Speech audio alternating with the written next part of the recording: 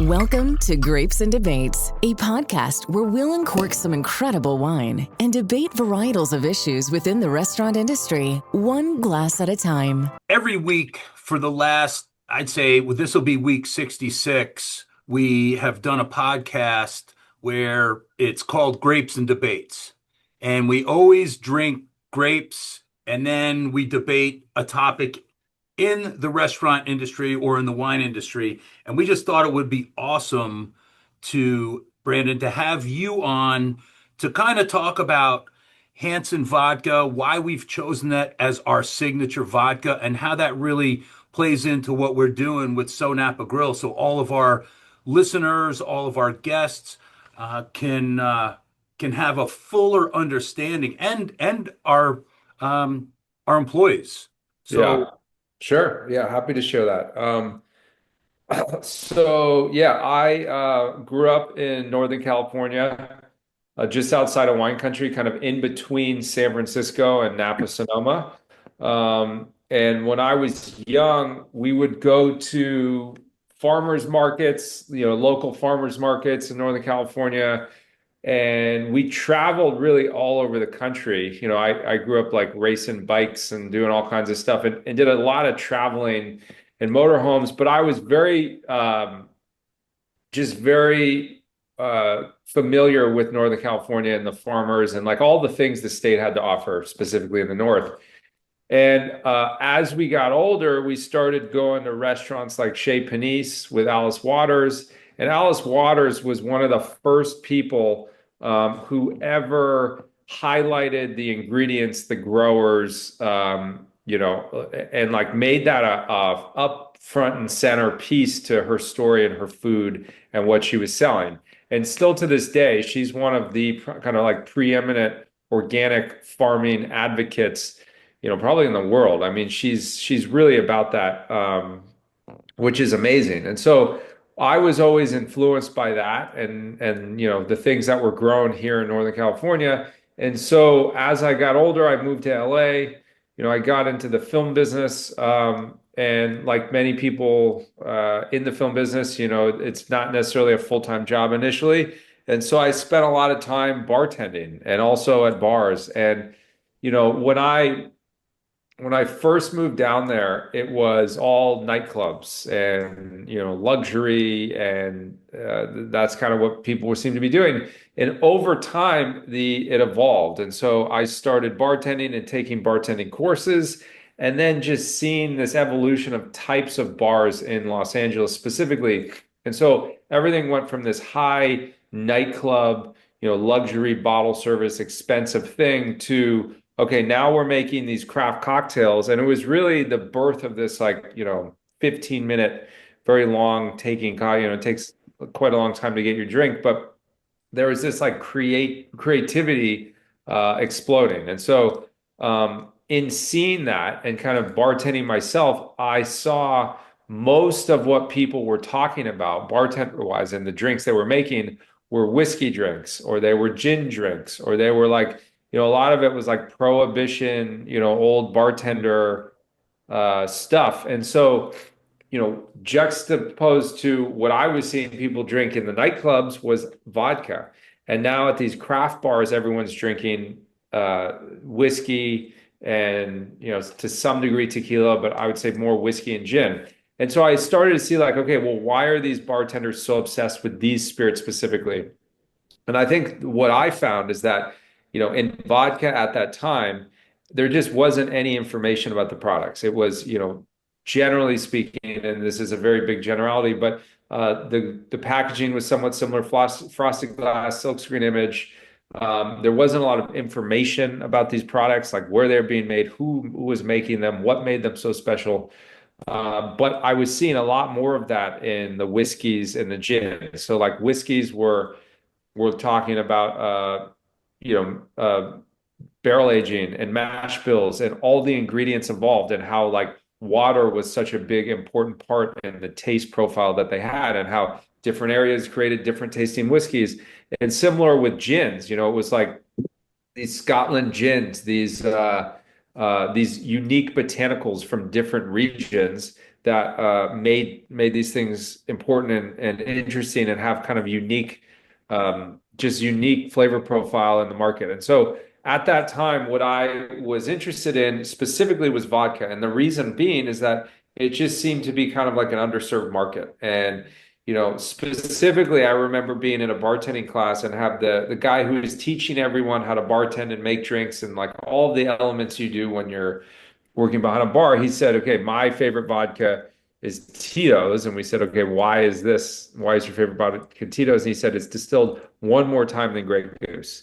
And I was like, and that's the only reason. There's no other information there. And so I just felt like there wasn't the same kind of like story and depth and information in vodka as there were seeming to be with these other spirits. So I went and talked to my brother. We came together and we decided to try and do this thing where it was like a real sort of ingredient focused craft vodka, Northern California centric.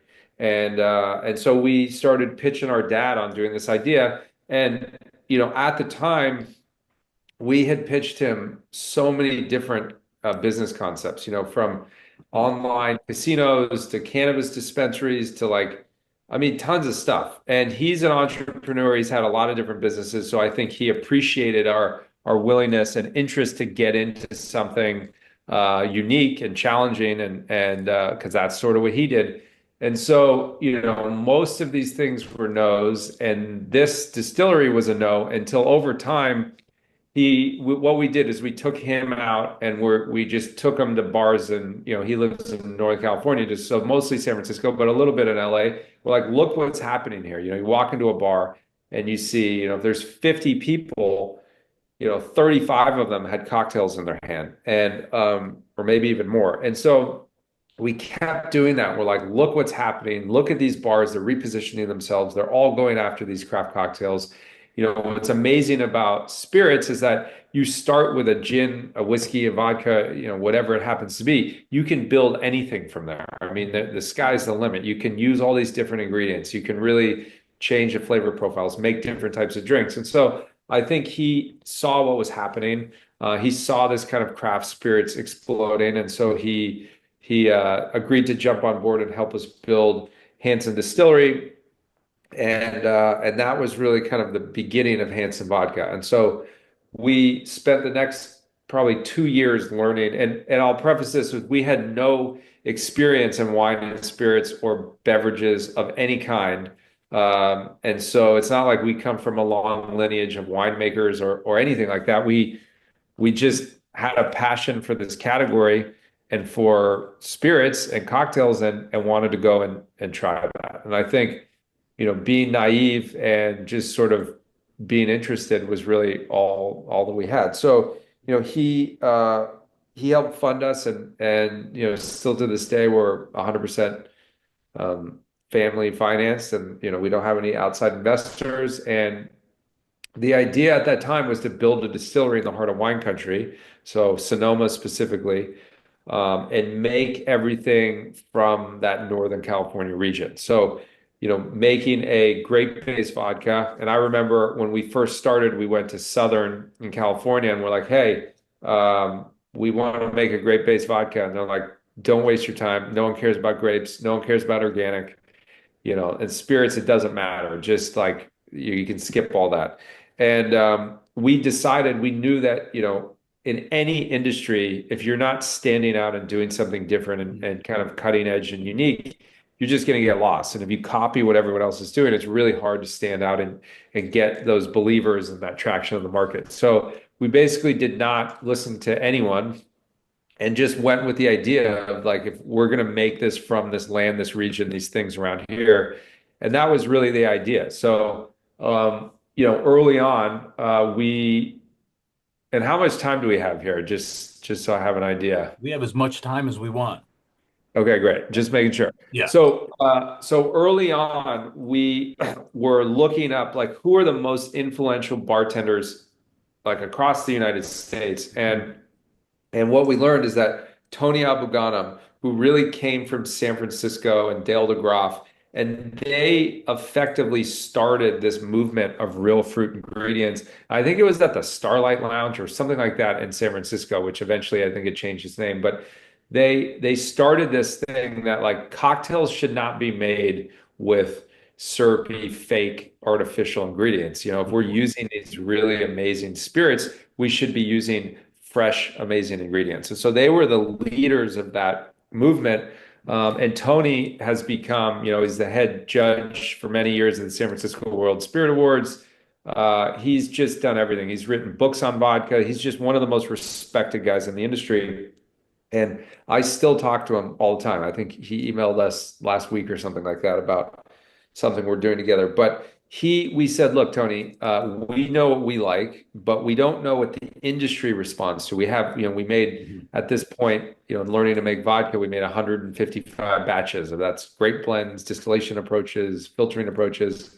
And so Tony said, okay, I'll help you guys out. I'll put together a blind tasting panel in Vegas with all of his industry professional friends, and we'll come back and tell you what we think you should take to market. And so he came back and he told us our batch 123 was the best. That was, everyone liked that one the most. And luckily that was kind of in our top, I don't know, 2 or 3. And so we took that to market and really that formula has been the same since day one. Okay. That's the same formula we use for original vodka through all the infused vodkas. And it's really what that is. It's a specific grape blend. It's a specific distillation approach and process, and then filtering and a number of different things, but it's really never changed. And so we're proud to say like we've been making the vodka the same way and haven't had to cut corners or change things over time to we just love that formula. So Brandon, I did have a question. Was Yeah. it always going to be grape-based vodka, or did you ever have the consideration of using another product? Yeah, we looked at all things. I mean, especially things like corn, right? Like corn is so cheap, it's so readily available. You can buy it every day of the year. It's a much more efficient way to make something like vodka, that or potatoes or wheat or something. But again, it doesn't like that stuff doesn't grow around here. So that really sort of didn't align with the story and kind of our vision of making this California, specifically Northern California product. So we did explore it. We looked at it, we tasted it, but in my opinion, a lot of those bases don't taste as good as a grape base, and they're a lot less expensive, but they're just not as good. And so we never went down that road. It's always been 100% grape base. And we've experimented with many different grapes and different things, but I think the blend that we found with Tony is really what we've been using, pretty much every day since we started. And yeah, it just makes like a cleaner distillate. You don't get that burn at the end. There's a little sweetness on the nose. I mean, there's a lot of things we keep in there. Like I would say Hanson Vodka, we really focus on like the feel, the mouthfeel, the texture, the viscosity, and intentionally leave a little bit of that sweetness on the nose that some people take as like maybe a little bit of a grapiness or something like that. Because in my opinion, when I drink a cocktail, I want to feel and taste that texture. That's the biggest, like a great example, in my opinion, would be if you look at, non-alc spirits, right? Like alcohol removed spirits. The biggest issue with a number of them, or pretty much everyone that I've tasted, is that they don't give you that weight that you get from alcohol. And so until someone figures that out, like that's a big difference in drinking something that's like a flavored water versus, some kind of liquor that has that texture, that mouthfeel. So yeah, so it's always been about grapes. We're, as you've been here, we're in the heart of grape country. We're on a 42-acre vineyard. I mean, it just would be, I don't know that it's the way to go to bring corn into this facility when we have grapes everywhere. So yeah.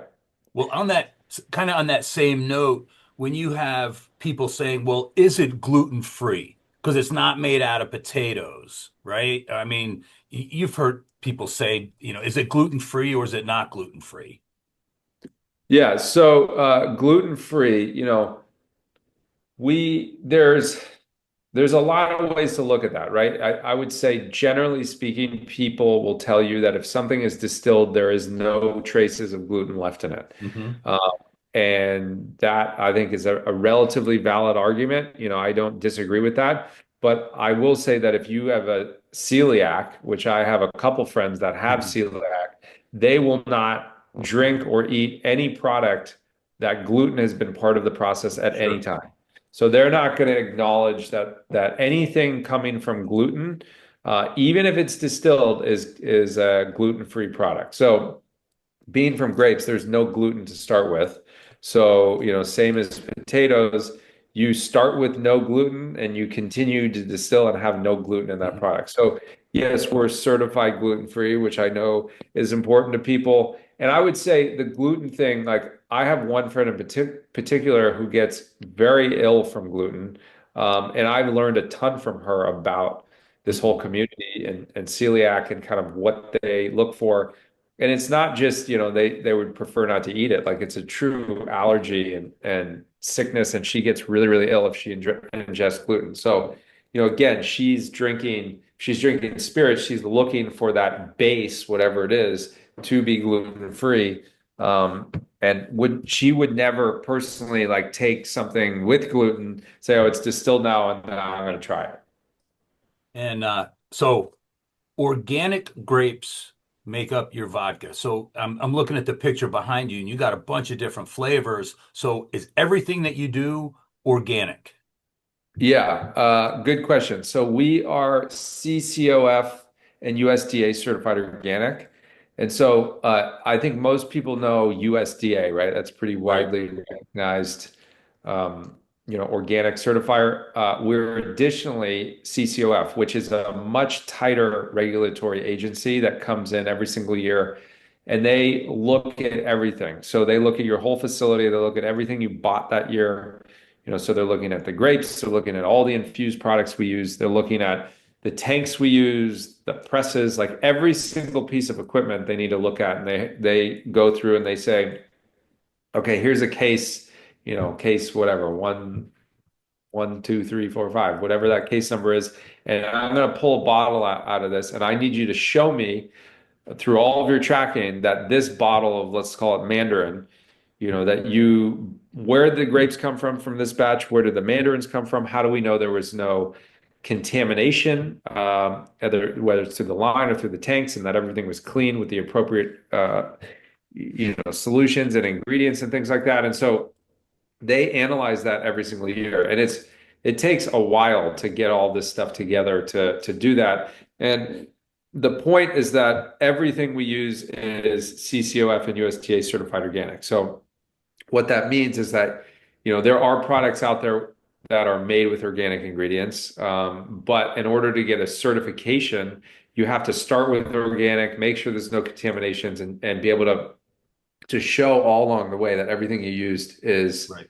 is certified organic. So it's a big ordeal. It's worth it, in my opinion, just for the quality of the product. But it's not something where you can just be like, "Hey, we're organic." Right. There's a lot more to it than that. So just from being out in Sonoma and Napa, I just got done spending a month out there. So I see a lot of that CCOF certification. And does that stand for California Certified Organic Farming? What is, Yes, yeah, okay. it does. Okay. Yeah. And they, like I said, there's a bunch of them. There's Oregon Tilt. There's all kinds of different ones in every state. But Right. the CCUF is known for being very vigilant and restrictive, and just like they have very low tolerances for anything that's borderline, which is good, right? If you're looking for an organic product and that's something that you're buying as it's advertised as, and Absolutely. it's gonna be more expensive, like you want to know that it's organic. And there are countries out there where there are where agencies that certify products are just not as, they're a lot more lenient. And so Sure. there's questions like, is this actually organic or is it not? And I would say with specifically CCOF, I can promise you that everything that they certify definitely is. No doubt. All right. Yeah. So if a guest asks one of our bartenders or servers says, What makes Hanson Vodka different? What would be a one-liner that our team should use to let them know? Yeah, I would say the main things, in my opinion, if you have like 3 to 5 seconds to tell someone, it's certified organic grapes, it's all real fruit infusions.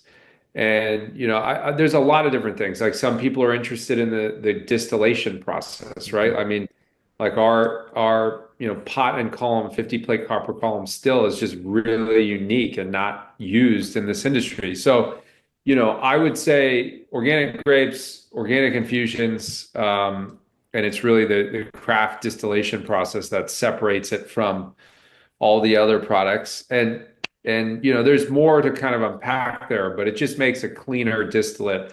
that when everyone looks at, like, I mean, obviously, I would assume everyone here has drank some kind of alcohol where they feel absolutely miserable the next day. Mhm. And that's, a lot of congeners and things that you don't want to be ingesting. And so the way we distill Hansen, you can remove, and we have a lab test for this, but remove every one of those congeners that happens in fermentation that you try and remove in distillation.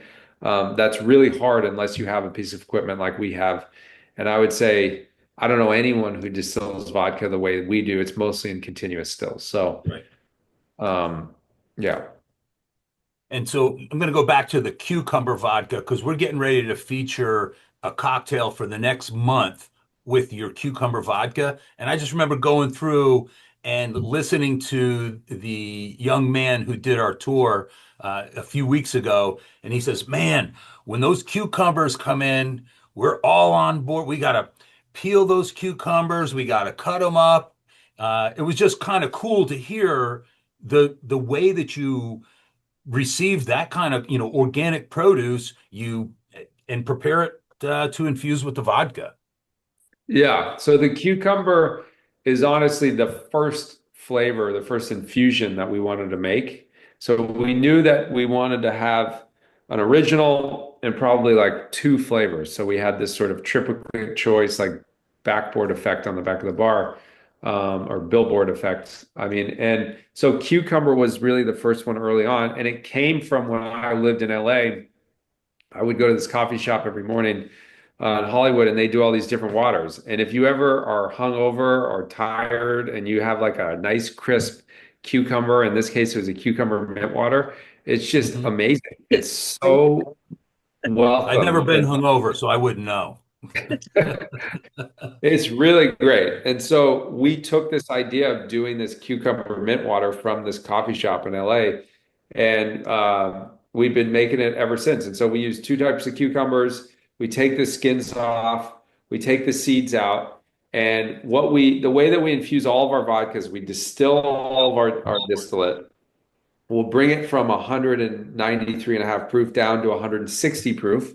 So that's still double the alcohol content you get in a bottle of vodka. And then from there, we'll start adding our ingredients. And cucumber is one that is not as easy as some of the other ones. And because we're adding these cucumbers, again, the skin's off, the seeds out, there's a lot of water in cucumber. So higher alcohol will extract the water content in there and a lot of different parts of the flavors. And if you leave the skins on, it's going to like rip that flavor off the color off the skins. And so you have this bright green cucumber vodka. I'm gonna get learned that the hard way.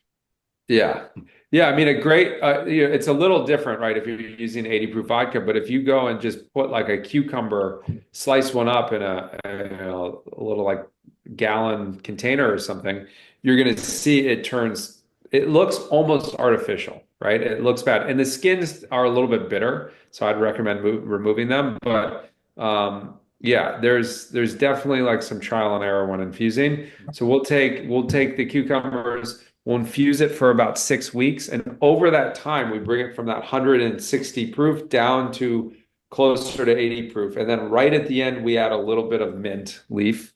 And the key with the mint is that cucumber is such a light, delicate flavor that it's so easy to just like overshadow it by the mint. And so the mint is just something that's kind of like flashed in there. It gives it a little bit of that quality, but I would say it's mostly a cucumber vodka at the end of the day. And of all the infused vodkas we make, it's the lightest, it's the most delicate. And especially when it's warm out, I think it's probably the most refreshing because of that like delicate nature to it. It's an awesome product. Thank you. All right, All so I have right. a question. Hold on. Okay. You could distill anything into vodka, regardless of the cost or the feasibility of it. What would you do? If we could distill anything, well, you could distill any sort of fermentable source. I think that's the But you personally, what would you like to put in vodka that you uh, haven't yet? like, are you talking about like a vodka base or an infusion? No, an infusion. Infusion. So I used to surf a lot and I would go on these surf trips like all over the world, but I'd go to these places in Oaxaca and I would drink this amazing Jamaica or like hibiscus juice. And so I made a hibiscus vodka that was just amazing. And the greatest thing about it, it tasted so good, but the color was just incredible. And so we played around with doing that, and I've made a bunch of batches of that and made cocktails in the tasting room, things like that. But I just think that's a unique flavor. And, I remember having it in this sort of like small little town in Oaxaca. And I was like, we have to make a vodka with this. And so that's, there's another thing where we'll test things in the tasting room here and do, I don't know, 50 cases and make cocktails with them. And then like, that's that. And that's what we did in that case. So that's a really good one, but there's a lot. I mean, there's like pineapple's really delicious. Um, I mean, there's honestly tons of things that taste really good. And then, but at the end of the day, we can't have 20 Hanson vodka infused flavors, but I really enjoy doing that. So I make all kinds of stuff all the time. Nice. All right. Hanson vodka compared Yeah. to, let's say, Tito's. What makes Hanson better than Tito's? Well, I would say better is like it's all subjective, right? It's I subjective. would say, yeah. So it's really whatever people like. I would say, Tito's is a corn vodka, which is going to be, I'd say, a little sweeter than maybe like a rye or a potato or some more traditional Eastern European ingredients. Um, but in my opinion, the way that vodka is distilled is a little bit harsher, and there's just like a little bit less of that weight and that texture to it. So if you're looking for something with a little bit more texture that has kind of like some unique elements to it, Hanson is just it's a different product, right? Like if you think of a ton of corn versus a ton of organic grapes, the price is 10x. I mean, it's not even in the same universe in terms of cost of goods. And more and more people that I speak to are just trying to move away from heavy corn products. And so there's kind of like an awareness around that. And I would say, grapes obviously don't have that same problem. Like grapes make obviously the best wines in the world and a lot of incredible products. So, I think there's an awareness factor that people, if they're looking at like what is this product made from, what gives it this flavor, what are the elements that come from those bases, and back to when we started this business, the definition of vodka, according to the TTB, was odorless, colorless, essentially flavorless liquid. And that has since changed and evolved because they realized that vodka from different bases does not taste the same. It's very different. And so I think exposing more people to grape distillate and grape-based vodka is really important, and let them kind of pick for themselves. Awesome. Well, kind of just to wrap it up, um, your story of not knowing anything about distilling vodka or making vodka to building the brand to where you are today. And, the fact that we're able to serve a grape, an organic grape-based vodka from Sonoma. For us, that just fits with the name SoNapa. When we are able to tell that story, our guests and our servers, they get it. They get it. So by you coming on here, just kind of sharing your story, I want to thank you for taking the time to do that. And I look forward to maybe trying that hibiscus vodka when we get a chance. Yeah. And we'll send you some pictures of our guests drinking cucumber vodka over the next few Well, thank weeks. you. Yeah, thank So, you, Adam and Emily. And again, I appreciate you guys supporting Hanson Vodka and you guys, believing in what we're doing and pushing it at your restaurants. And I had an amazing time with you and your staff, when I was in Florida and really enjoyed that. So, again, always appreciate the support. Would love to have you or any of your staff or customers, anyone listening to the sure. distillery in Sonoma. It's like 45 minutes away, maybe a little bit less from San Francisco on your way to Napa. We do tours and cocktails and you name it, everything to kind of educate people around grape-based vodka. And, we'll always be big supporters of you guys. So anything I can do to help, would love to be involved. And thank you for your support. We appreciate it. Listen, have a great day, man. I thank you for being here. Thanks, Yeah, Brandon. thanks for having me. Yeah. See you guys. Bye. Hello, everyone. Adam Barringer here, host of Grapes and Debates and founder of SoNapa Grille. I just want to say thank you for supporting both our restaurant and this podcast. In honor of our latest guest, Brandon Hanson, founder of Hanson Vodka and the force behind SoNapa's signature vodka, we're offering a complimentary Sonoma Crush this Member Monday, July 14th. It's made with Hanson Organic Cucumber Vodka, crafted from organic grapes and organic cucumbers, something you already know if you tuned in. Just mention code word Brandon. We can't wait to see you at SoNapa Grille, where Sonoma meets Napa and every sip tells a story.